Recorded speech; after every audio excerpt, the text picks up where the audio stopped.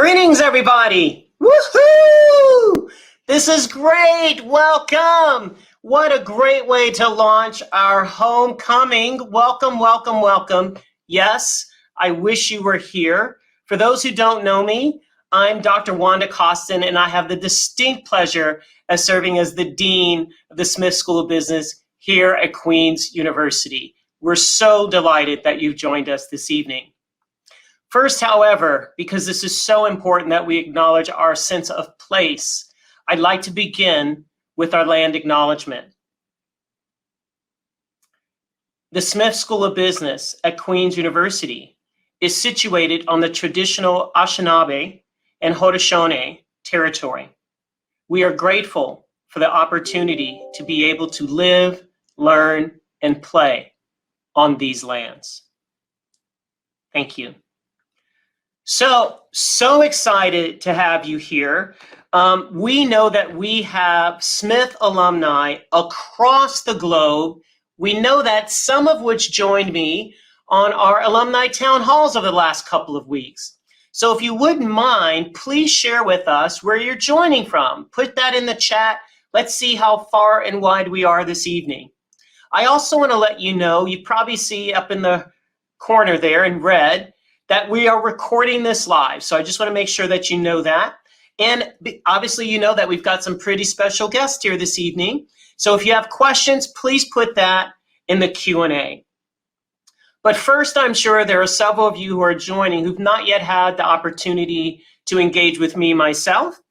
So let me tell you a little bit about what's important to me as your new dean. First and foremost, I'm clearly over the moon excited and deeply honored and privileged to serve as the Dean of the Smith School of Business here at Queen's. I'm a US citizen, and even those of us south of the 49th parallel know about Queen's. It is a remarkable institution, and Smith itself, as you know, has distinguished itself as one of the most prestigious business schools in the world, not just in Canada. So this is a unique opportunity for me to have an impact on advancing the role that Smith can play in business education and preparing future leaders for business. Most importantly, I want you to know that Principal Dean and I have a keen alignment on the vision, not just for Queen's, but also for Smith. You heard me talk earlier about impact. I come from the US, and in the US, this is true. And thanks to the feedback I've heard from our advisory board members and a number of alums who I've had the pleasure of engaging with, this is also quite true here in Canada, which is there are no global social issues that can be addressed fully without the engagement of business. So it is essential that business schools really bond and pay attention to what does it mean to develop leaders who understand what it means to be a good corporate citizen. For me, this isn't really just about corporate social responsibility. It's really about what does it mean to bring the resources of organizations to bear in the communities in which they're operating, fully connected, integrated together for the good of society. My vision for Smith is quite simple, actually. But when I share it, I'm sure you'll realize it's a lot of work, but we're up for the challenge. My vision is to create a collaborative academic learning community, not environment, community, connection, togetherness, where people, and I'm grateful again for Dr. Julian Barling, his wonderful edit, where people are respected for bringing their true, authentic selves to Smith. That's faculty, that's staff, that's students, and all the folks who work together to create these amazing learning experiences for our current students. That's what I hope to do for us here at Smith. You undoubtedly know that this aligns with the university. Clearly, you probably are aware that we were ranked first in Canada and fifth in the world in the Times Higher Ed Impact Rankings out of more than 1,200 universities as it relates to the UN's Sustainability Development Goals. That's where we are. It's also critically important to me that we're connected in really a global academic institution, that Smith is really preparing leaders for the entire globe, not just Canada, not just North America. So I look forward to getting through the end of this pandemic and getting on a plane and coming to visit you wherever you are across the globe. Enough about me. We're really here for these two amazing alumni. One amazing alumni, one current student. We have a really exciting hour here today. We're happy to have these members here today. We're going to start with an amazing alum from our Masters of International Business class of 2013, Jose Paranion. Let's hear a little bit about who he is. He's a lifelong stutterer who's turned himself into a Forbes featured global TEDx speaker focused on inclusion and resilience. He was born and raised in Lebanon. And in order to avoid speaking, he didn't talk for 25 years because he was so afraid of being judged as different. Somehow he found his voice and became Inspirational Speaker of the Year. He's delivered 2 TED Talks. He's performed stand-up comedy on 3 continents. Here's the kicker, 3 languages. This is exactly the kind of folks we want to attract into our Smith programs. He's delivered hundreds of stand-up comedy and speaking engagements about inclusion and resilience, and last week taped a stand-up comedy performance for CBC television at the Winnipeg Comedy Festival. This is great. So allow me to introduce you to Jose Paranion.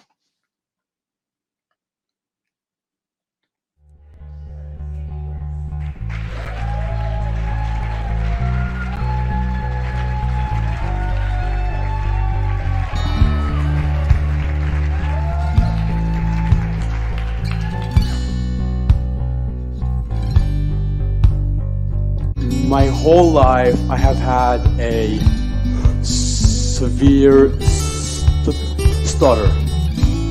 The mere act of having to say my own name was terrifying. I avoided every speaking situation that I could. Robert Frost once said, "The only way out is through." To me, that meant the only way I would ever overcome stuttering and all the pain it came with would be by doing the one thing that I feared the most: speaking.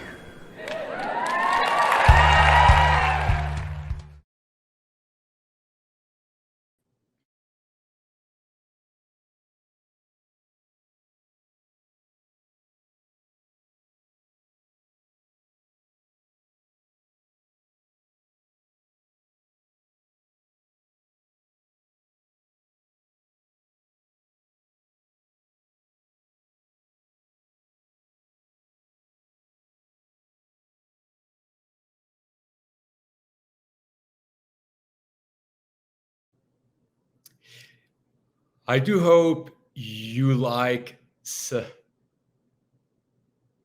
suspense, because today you are all stranded on Stutter Island. In fact, if you had any plans in the next 48 hours, cancel them. There has been more awareness these days around stuttering, thanks to the movie The King's Speech.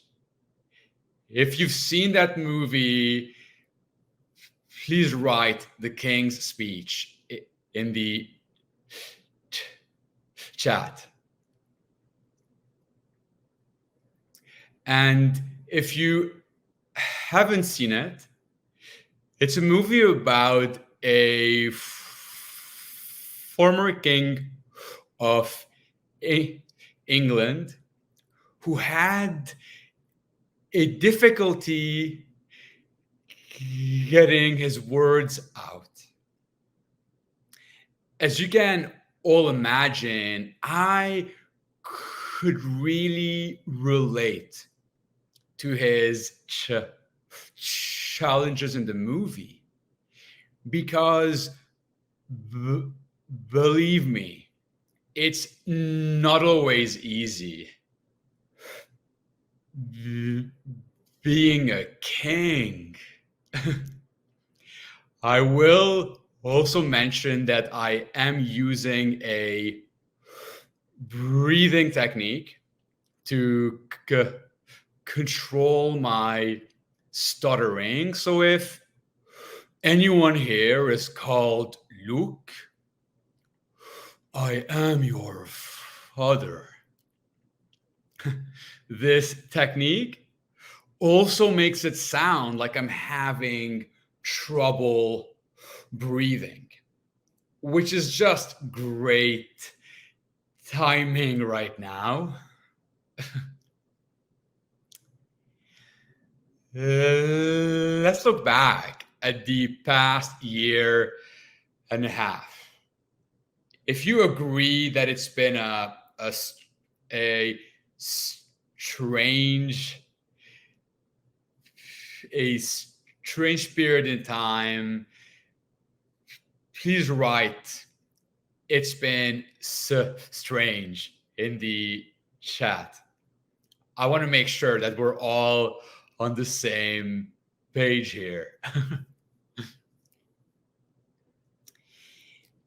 I just think it's been a very strange period, and we kept on hearing from people who told us that we have to stay positive, which is easier said than done.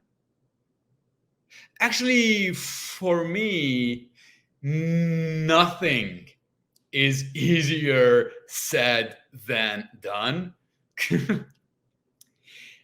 It is great to be here with you all today.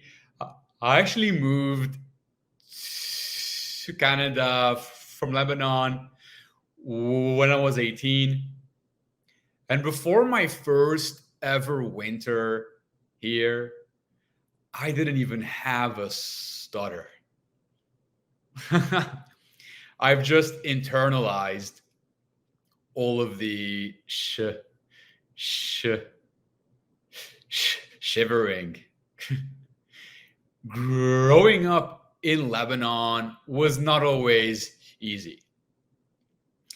I did the French program at an American school in Beirut, and my family is Armenian, which means every single day I had to stutter in 4 different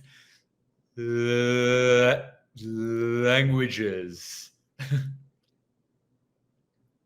And then I proceeded to learn 2 other languages because I'm on a mission to test people's patience internationally. If the United Nations ever hired me to do one of those translations in real time, there could be world peace. Hear me out. Imagine negotiations between 2 countries at war, with the leaders on each side having to wait for me to finish to translating. Like, Let's stop this war.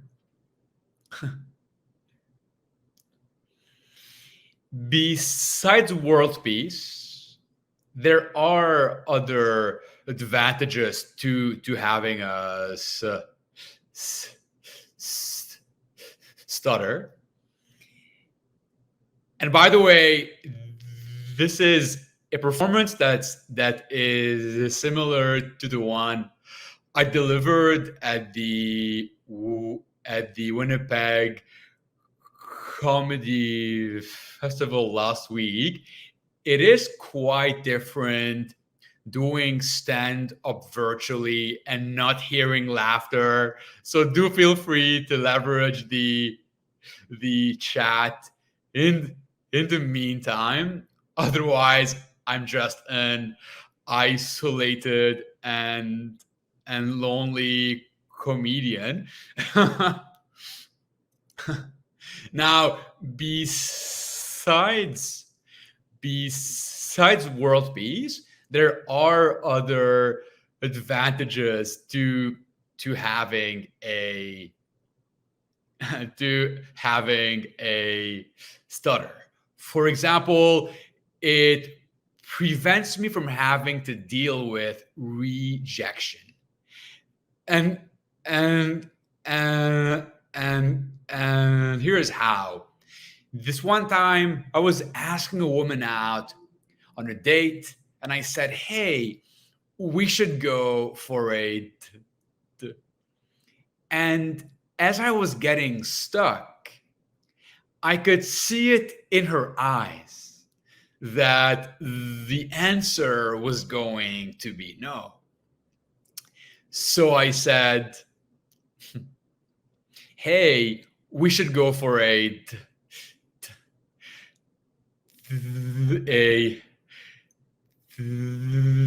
democratic system in Cuba. Those Cubans have suffered enough."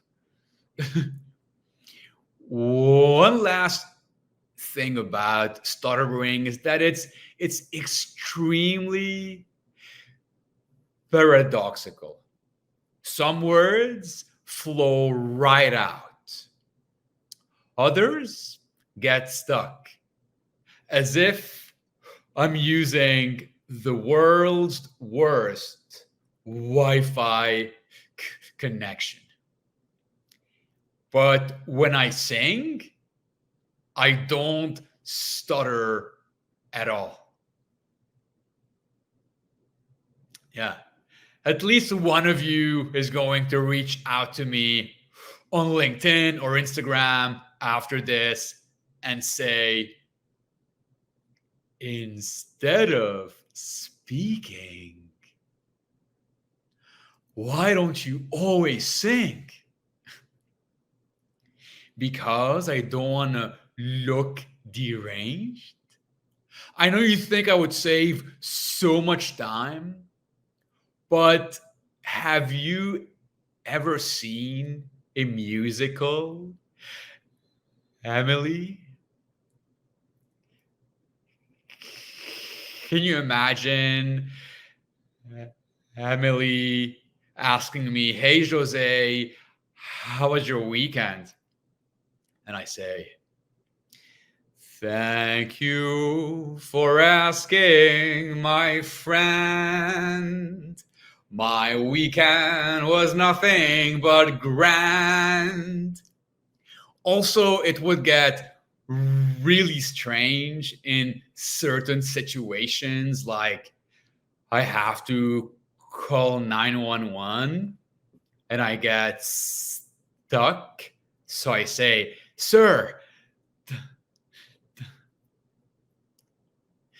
there are dead bodies on the floor." Thank you for having me to share some of my comedy with you all today. I look forward to my conversation with the dean.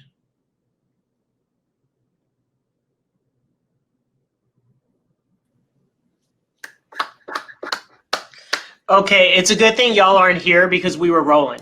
We were rolling. I gotta say that last one though, there's a bunch of bars. You don't want me to sing because that's why you wouldn't want me singing because my voice would scare people. But thank you for that. That was really wonderful. Certainly lots of laughter from our side over here. So listen, I want to take a couple of minutes if you don't mind.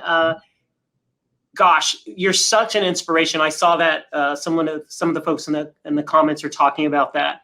But could you help us understand, really share a bit about what it's been like to overcome this fear you had, basically, and then result in model yourself to become this amazing comedian and keynote speaker across the globe? Okay, so here's another thing.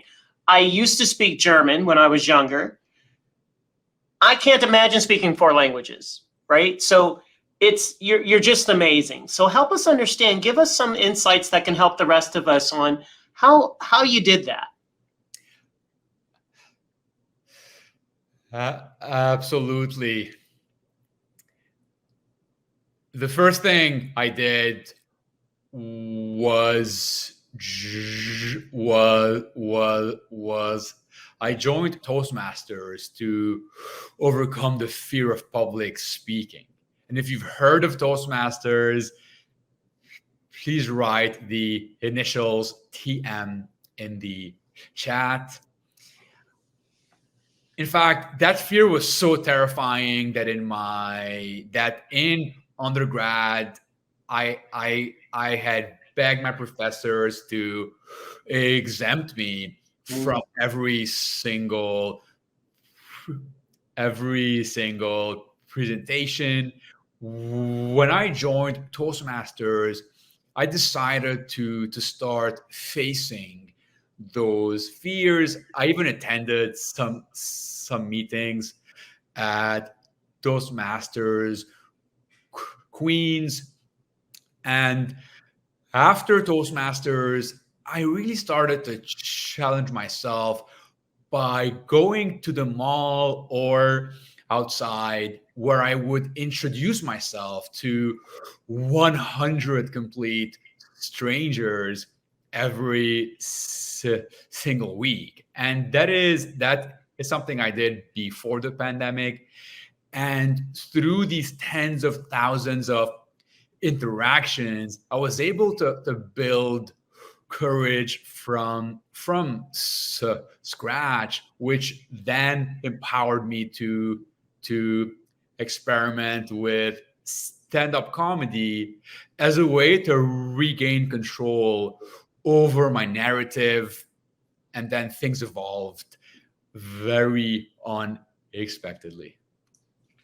Yes, the path to success is not a direct line, right? So kudos to that. Listen, so I also want to invite you to share your thoughts.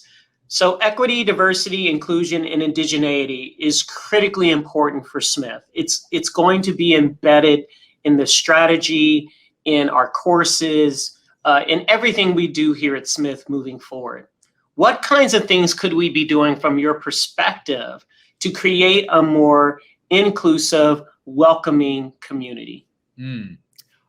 I often say that the diversity asks, are they here? Inclusion asks, how are they doing?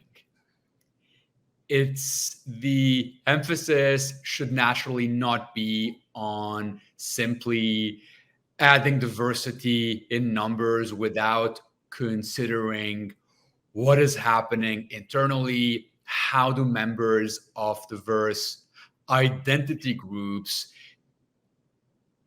how do they live their experience at Queens?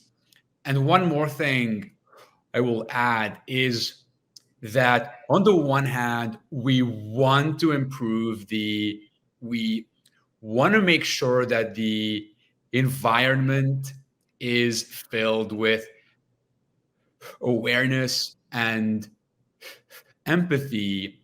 That is not sufficient alone, though. We also want to directly empower individuals across different identity groups to own their uniqueness, Yes. whether that means celebrating all of the different awareness days, weeks, and months, or holding events. And we also want to empower these individuals to take action in spite of the fear and discomfort that might have been programmed into them societally for being who they are. Absolutely. Thank you. Thank you. So we have a question from one of our guests, one of our alums. How can Queens better assist students who stutter when it comes to public presentations and inclusion in class? You were just talking about that, actually. Yeah. When I think about my past interactions with professors, when I ask them for these exemptions, them agreeing to that remains a bittersweet moment, because on the one hand, of course, when someone with any type of disability requests accommodation, the right thing to do is, of course, to take those requests seriously.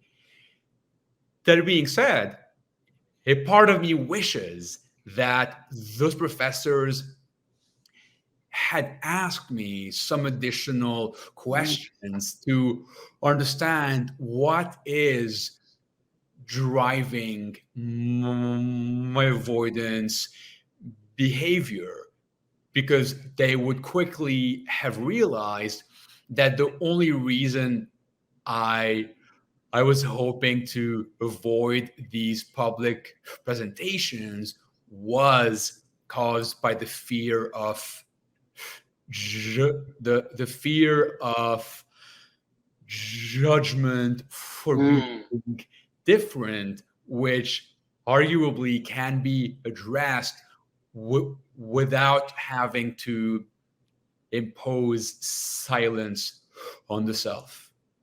Great point. Well, and it also speaks to my desire that we at Smith challenge our students and push them outside their comfort zones, because as you know, it's only when you get outside your comfort zone that you actually grow and learn, right?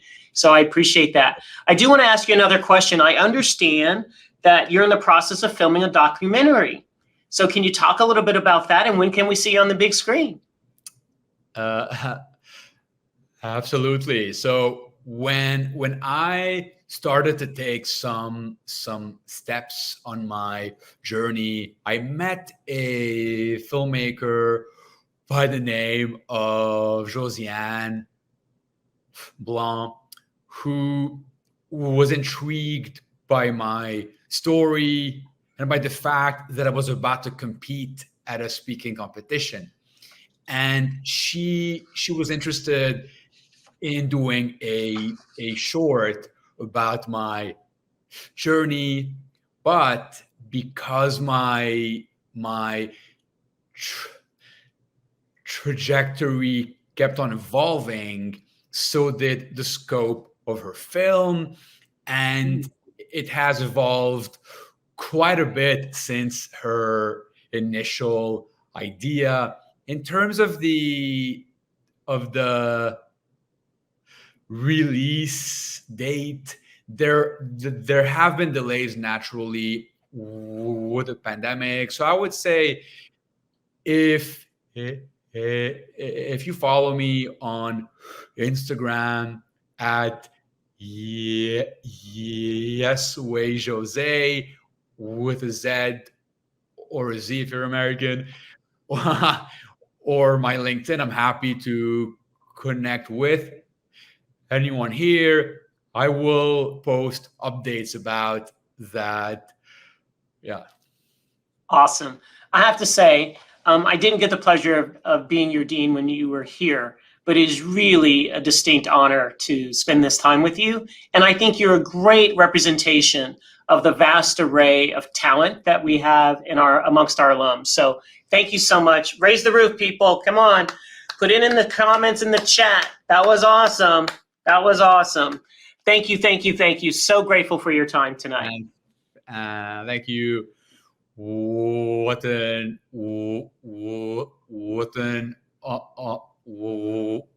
honor it's been to be a part of this event today, and I wish everyone the best. Thanks so much. Okay, so wasn't that amazing? I hope y'all were laughing as hard as I was. That was, if you were drinking, you might have had stuff spewing out of the nose, but only you know that because I can't see you. So anyway, now we're going to move on to our second guest. Tessa Virtue is in our Executive MBA class of 2022. First of all, I think y'all know who she is. I'm a US citizen and I know who Tessa Virtue is. But let me give you a little bit about her background. She's an inductee into the Canada's Walk of Fame in the sports and athletic category. She's been recognized as a top 25 Woman of Influence recipient and received and was named one of the most famous female athletes in the world by ESPN. Absolutely, I can attest to that, 100%. She has broken records as the youngest ice dancer champions with her partner, Scott Moyer, at the 2010 Vancouver Olympics, to winning 2 gold medals 8 years later in Pyeongchang. Phenomenal. I'm obsessed with the Olympics. I watched it all. However, she's been great, and we're really excited to hear about her journey in our Executive MBA program here at Smith and our exclusive partnership with the game plan and the Canadian Olympic Committee that allows her to channel her entrepreneurial spirit into her next role, which of course we know is going to be CEO. She's now retired from ice dance, but she continues to be a strong advocate for female empowerment and works closely with Fit Spirit, an organization whose mission is to raise public awareness around the problem of declining participation in sport among preteen and teenage girls. I have to tell you a little side note. When we were in the green room, she and I connected because I couldn't control myself. And we were just talking about the importance of athletics and sport for women. So I can't wait to get some of her thoughts and to have her share that with you. But first, let's open with a nice video. That Tessa Virtue and Scott Moyer will be the final skaters to take a bow at center ice today. Senators represent Canada. Tessa Virtue and Scott Moyer.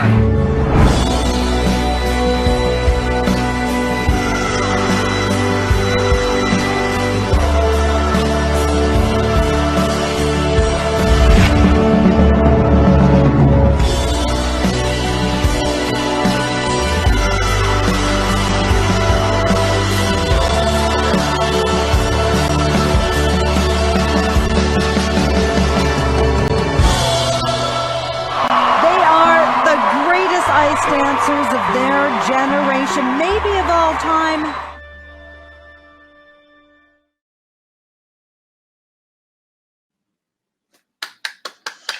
Welcome, Tessa. So nice to have you. Hello, thank you so much, Dean Costin. What a privilege and an honor to be here. And hi to everyone tuning in from home. Awesome. So we have lots of questions for you. I'm sure the chat is probably already blowing up, but I just want to start first with, my goodness, you've accomplished so much, right? And the transition from an elite athlete to becoming a student again. Can you share a bit about that? Oh, it's been such a thrill. I maintained my studies throughout my athletic career. I did part-time, mostly night classes, but I think the most interesting part of this all has been that for my entire life, I worked school around my life. You know, it was just sort of that added bonus and an integral part of who I was, but it could never be the central component just because skating was all encompassing. And now, perhaps unlike some of my other colleagues in my cohort, I've worked my life around school, and it has been everything I could ever dream of and more. I've long romanticized the idea of being a full-time student, and I've really relished the opportunity to adopt that rookie mindset, to be a sponge and to learn as much as I possibly can. Indeed. So you and I were chatting before in the green room, and we were both, so for the record, I'm an athlete, but I am not Tessa Virtue. I don't have any medals. I'm not the best at anything. But we were talking because at some level, all athletes have similar experiences, right? And particularly for girls, I was sharing, because I'm much older than you, I'm a product of Title IX in the United States, which provides an opportunity and mandates legally that women should have equal opportunity in sport. And it changes my life. And I know you're really committed to this notion of ensuring that young girls have opportunities to engage in sport. Can you talk a bit about that? Well, thanks for opening up the floor to that. And I'll say that I was so intrigued to hear about your sporting experience, which unsurprisingly was all team-based. So I think that probably, lends itself to the work that you do now in leading a team and those leadership qualities. I think the very notion of taking up space is one thing that you learn as an athlete. And I was in an artistic, expressive sport where I needed to be on this sheet of white ice, making people in the nosebleeds feel something. So I learned to express through physical movement, and it wasn't in my repertoire to be small and demure and delicate. I needed to be strong and powerful. And I had great, resilient, independent women as role models in my life. I was surrounded by my mom, my grandmother, my sister, and it was important to my parents that they exposed us to so many different sporting experiences and activities. And so much of that was because of, the ability to embrace failure, to set goals and work hard to achieve them, to work as a team, to learn to communicate. The list is endless. And all of that applies to business, applies to school and business. And I'm learning that transferable skill set is a really unique one and a powerful one too. Thank you. Okay, folks, look, I can talk to Tessa all day. Let's hear, I'm your conduit, okay? So put your questions in the chat so that she can ask them. You could just get this. You could say she answered your question. So I'm just gonna put that out there for you to do that. So when you're an elite athlete like yourself, I just think about in undergrad, I was a volleyball player, varsity volleyball player. That's nothing like the commitment and dedication you have to have. Can you talk a bit about the discipline? At a very young age, you just had that intense discipline. What keeps you going? And perhaps even, what was it that spurred you on to attain such excellence? Well, I have this deep desire to improve always. I want to be the best I can possibly be, no matter what I'm taking on. And I think that, my competitive spirit came out from an early age, but I was surrounded by people who really lifted me up and allowed me to take ownership of my skating career, even from a young age. I would go home and my family wouldn't ask me about skating unless I brought it up. There was this unwritten rule that we sort of adopted where it was my world, my thing, this thing that I was responsible for. And I moved away from home when I was just 13. Wow. And I think part of that driving force of wanting to show up and work hard was being accountable to a partner. I started skating with my skating partner, Scott, when I was 7. I met him when I was 6, and we had a 22-year partnership. And above all things, we prioritized that. Our rapport together, this foundation of support, we cultivated this code of respect, and it was everything. And I think that is probably what we had over our competitors, was just, really that belief in one another and that accountability to show up. I love it. Accountability is critical in everything. So we're getting some questions now from fellow alums.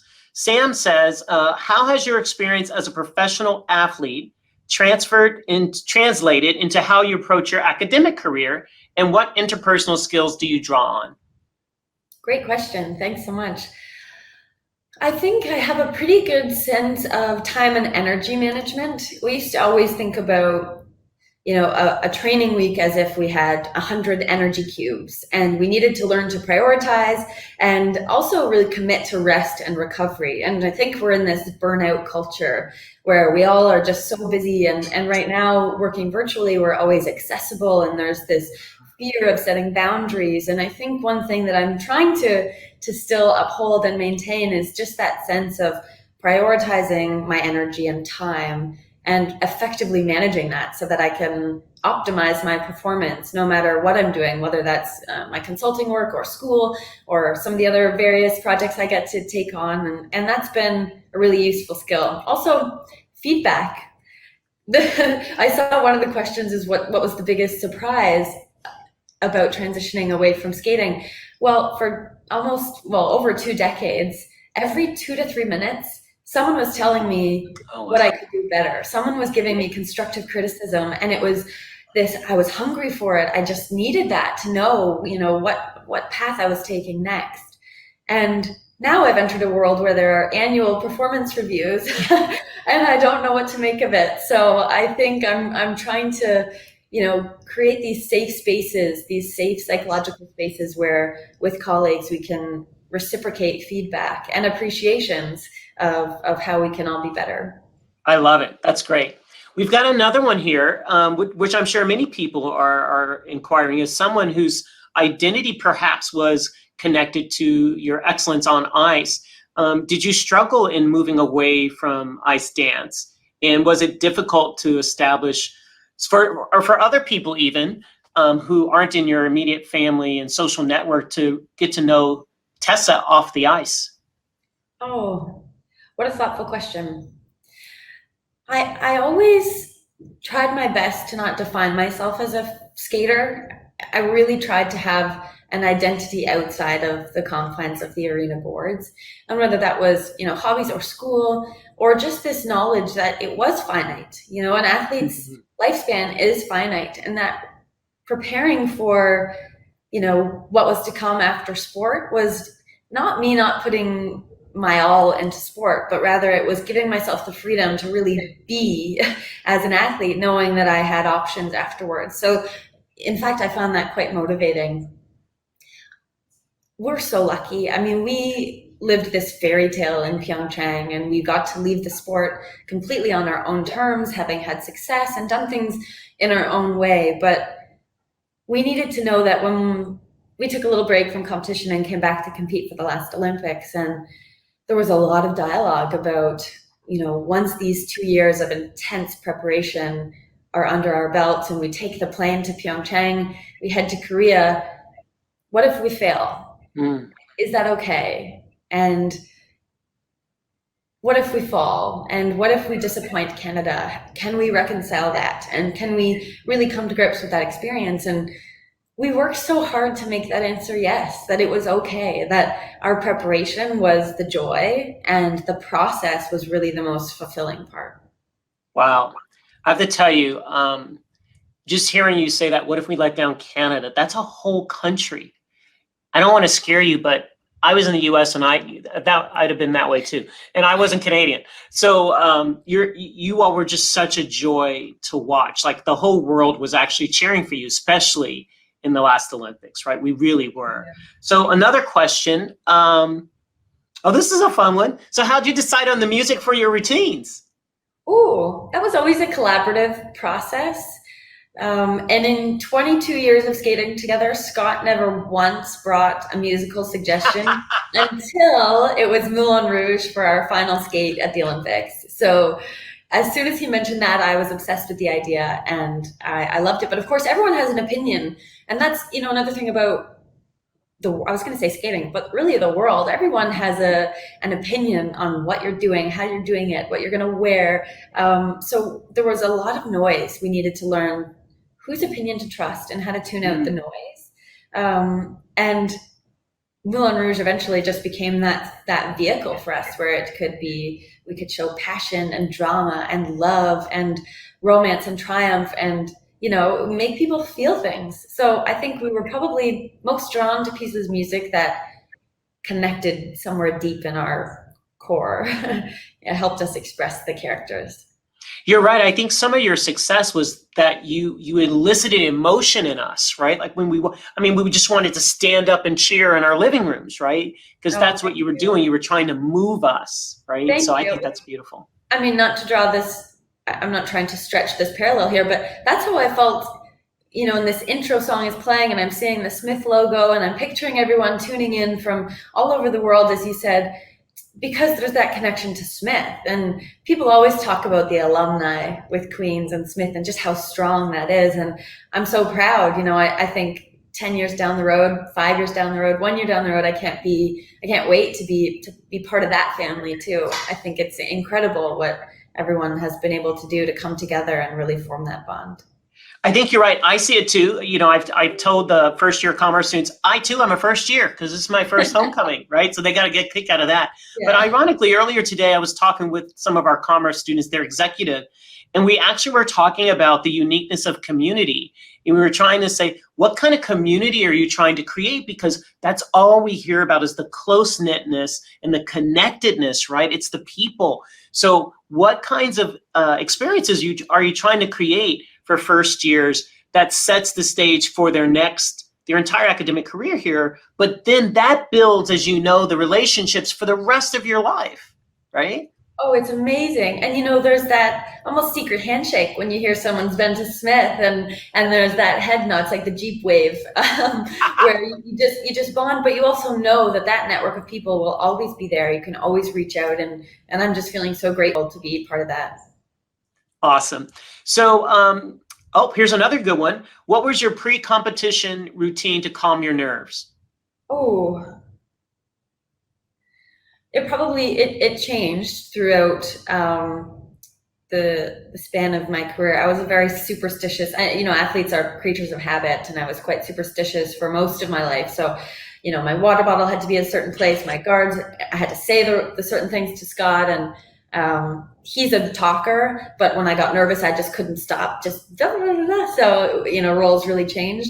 And when we came back to competition after that, you know, brief pause, I said, I'm throwing the superstitions out of the window. I'm not going to do any of those things because I didn't want to feel like I was dependent on, you know, those little meaningless things. So that was kind of an interesting test of will.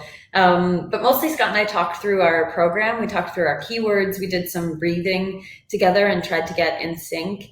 And again, we just came back to the knowledge that we were always prepared and that we had asked for those challenges. I remember in Pyeongchang specifically, we took the ice for the free dance. We were skating last and we had a 5-minute warm up and then had about 40 minutes to wait backstage. And I've never felt more nervous in my entire life. Probably if there was an eject button, I would have been tempted to press it until Scott looked at me and said, you know, this is exactly what we've been asking for. This is the storyline we want to create.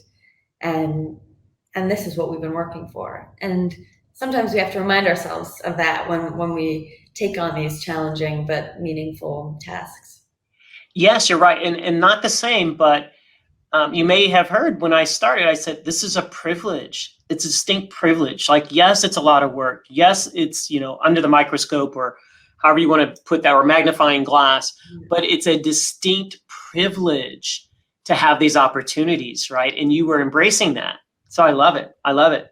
What would you consider your greatest achievement and why?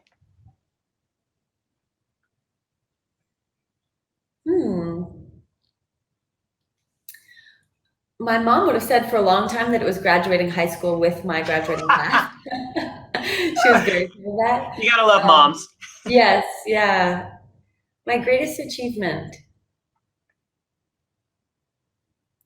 I don't know, maybe it's yet to come. Maybe it will be graduating. I like that answer. Absolutely, it's yet to come. Absolutely. I love it. I love it. We got another one. After Smith, what are your future goals? Well, I have a new idea every week that I'm just so keen to run with because I'm used to having that singular goal and purpose, and I want to nail that down so I can form an action plan. But I'm challenging myself to step back and be open to opportunities. But I will say, having done the program, and I can't speak as if I've already completed. I still have a few more months, but having done the EMBA, I do feel equipped with the right skills and tools and strategies and network to take on whatever's next, whether that's an entrepreneurial endeavor, whether that's more consulting, or whether I completely pivot and try something out of my comfort zone, as Jose talked about. I'm not sure, but I'm excited and I'm ready. Yes, the world is your oyster. It's all ahead of you. Someone else asked, will you and Scott ever skate again together, even just for fun? Yes, we did recently. He started a skating school. He's a coach now, and he's Awesome. training several teams in London. And I stopped by one day to help the teams and to check in, and we did a few stroking patterns together, which was fun. Awesome. So I now get to talk about something that's very important to me, which is female empowerment, encouraging girls, really getting young women to step up and speak out and to not lower themselves, right? There's lots of research out there that talks about, on the one hand, there's tremendous value for girls in same-sex academic situations where they're not really worried about trying to attract someone else, right?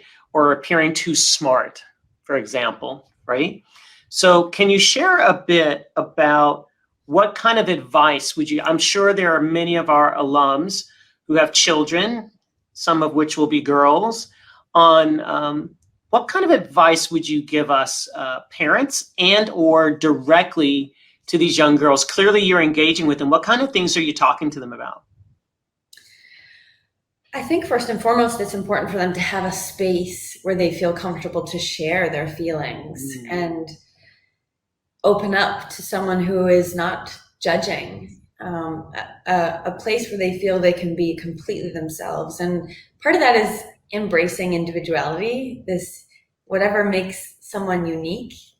Because, as we get older, we do learn to appreciate that. That's what makes people so intriguing and appealing and alluring. But now, and I can't even imagine what it's like to be a young girl with all of those additional pressures of social media. But we're so quick to put people in a neat little box because we want to categorize. And I think the more we can encourage just breaking free from that and embracing all of one's quirks and things that make them somewhat different, thinking of that as like an asset and a power tool that they can have in their toolkit, I think is really important. And you mentioned having that same-sex environment, but also the representation. So now they're hopefully seeing more and more on TV and in the mainstream media that women are out there blazing trails, doing amazing things, and they really are limitless. The world is their oyster. So let's just lift them up and make sure they have all of the opportunities to capitalize on something that they may be passionate about. Yes, you're much too young to know this, but Helen Reddy, I am woman, hear me roar. That's what I just popped into my head. I'm that old to actually know that. No, my mom used to say that to me and my sister always. And she would say, 1, 2, 3, we got the power. I love it. I would love to meet your mom. So here's a personal question I have for you. When someone is as successful as you are, we often assume that everything's just been great, right? Clearly it wasn't, because you're human, right? So are you comfortable talking about a setback that you've had, that you had to face, and how you overcame it? Of course. I mean, it's so true. We compare our behind the scenes with everyone else's highlight reel, right? I love that visual. And yes, there were, I think, so many more failures and fumbles than there were successes or medals. And particularly in ice dance, what you see is the sparkle, the glamour, the podiums, the smile. But underneath it all is just this mountain of hard work and sacrifice and, adversity. I think the thing that comes to mind immediately, I had 2 surgeries on my shins and calves for this overuse injury that was was actually a result of overtraining. So we were starting to have some success. We felt the pressure of a home Olympic Games coming, and we were at the rink 15 hours a day pretty consistently, and feeling really good about that because we thought that meant we were working harder. But it wasn't smart. And it's a chronic thing that I'll feel for the rest of my life now. But going through those surgeries and feeling this disconnect from Scott, this person who I had spent every moment with until that point, and doubting our career path and questioning our ability, it makes you realize what is important. And it also makes you realize how much you want something. So for the first time when I was told skating may not be an option for me, then I realized, well, that's really what I want to do. So I needed to adapt. We needed to change the way we trained. We brought in different experts and we did things differently. You know, skating's a bit of an archaic sport. Things are very old school in the way that they get done, and we needed to shake it up and trust that our process could get us to the heights we wanted to reach. Awesome. I love that. I love that. We've got another question. Oh, this is a big one and very timely. I'm sure you've clued in on this as well. And the question is about how can we help manage the pressure? And you talked about it on young girls, but young athletes in general with their mental health challenges. I mean, Simone Biles, right? Oh my goodness, the best gymnast of all time. Naomi Osaka, who goes to the French Open and decides, you know, this isn't working for me. I'm actually not going to hold a press conference. And then, you know, is issued a huge fine, right? Huge pressures. What are your thoughts about that? Well, I think we're learning that it's not enough to expect an individual to be resilient enough to navigate an environment. You know, that needs to be paired with teams, organizations, institutions that also have systems in place that help protect and support our athletes. And, you know, Naomi, Simone, we failed them, and they were put up on this pedestal, expected to represent their countries. And that's enormous. Like, it is so hard to even fathom just the weight of that burden. And when they're not offered the right support, when they're not offered the chance to really speak their mind and speak the truth and stand up for themselves and prioritize mental health, you know, it was really interesting to see the response to those athletes, and it sparked this entire movement of people owning up to the importance of mental health and being more vulnerable with their struggles. And it's something that, you know, we just need to keep pushing that envelope and ensure that we do protect our athletes. I totally agree. And you know, I'm older, you know, back in the day it was, come on, push through it, right? And actually realize that's actually not healthy. Even physically, it's not healthy either, right? So yeah. Tessa, I have so enjoyed this conversation. Thank you so much. I'd like to bring back Jose so the three of us can get together here on screen.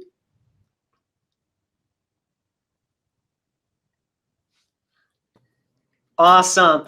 So I cannot tell you how special this has been for me to just spend time with two amazing people that are part of our great Smith community.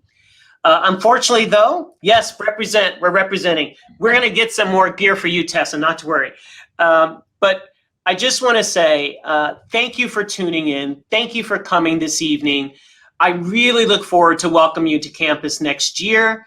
Please know there's still a ton of programming out there. Please feel free to look up and check the link and see what's going on. Also, please connect. SmithConnect. Make it happen. Even I'm on SmithConnect, folks. Just saying. Again, thank you both. I really appreciate it. I also appreciate our ASL interpreters and all the people behind the scenes who made this happen. I truly hope you've enjoyed it. Thanks so much. Go Gales!